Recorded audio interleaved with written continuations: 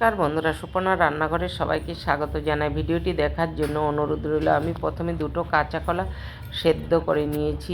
এরপর কসুরি মেথি, গরম মশলা, হলুদ, জিরে, ধনে, লঙ্কা আর কাজু কিশমিশ আর হলো গুড় আর 2 চামচ কর্নফ্লাওয়ার দিয়ে ভালো করে মেখে গোল গোল করে কোপ্তা তৈরি করে রেখেছি। এদিকে কড়াইতে তেল গরম করতে দিয়েছিলাম, তাতে কোপ্তাগুলো দিয়ে লাল লাল করে আমি ভেজে তুলে নিয়েছি।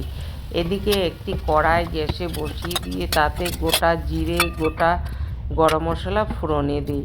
তারপর আলু দিয়ে দিই। আলু দিয়ে নুন হলুদ দিয়ে আলুগুলো যতক্ষণ পর্যন্ত লাল লাল হয়ে ভাজা না হয় ততক্ষণ পর্যন্ত ভেজে নিয়েছি। এরপর জিরে, ধনে, লঙ্কা, হলুদ দিয়ে অল্প জল দিয়ে ভালো করে মশলাটা কষিয়ে নিয়েছি।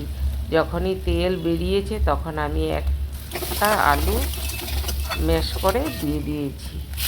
দেখো বন্ধুরা, মশলাটা সুন্দর কষানো হয়ে গেছে। এখন পরিমাণ মতো জল দিয়ে 3-4টে কাঁচা লঙ্কা আর অল্প কসুরি মেথি দিয়ে দিয়েছি। ঝোল ফুটে গেলে আমি কোপ্তাগুলো দিয়ে দিয়েছি আর ঘি, গরম মশলা আর অল্প মিষ্টি দিয়ে আমি নামিয়ে নিয়েছি। দেখো বন্ধুরা, কত সুন্দর হয়েছে।